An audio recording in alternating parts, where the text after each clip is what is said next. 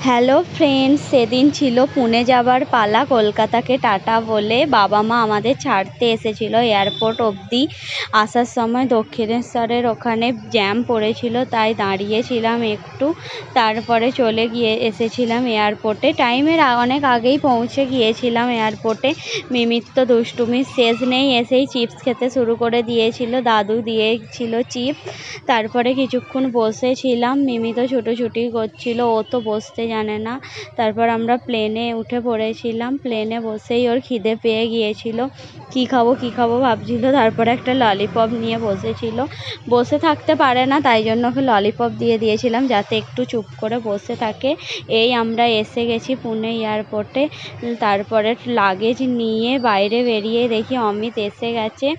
তারপরে আর কি, অনেক রাত হয়ে গিয়েছিল ফিরতে। চলো আজকের ব্লগটা এই অবধি, টাটা বাই বাই।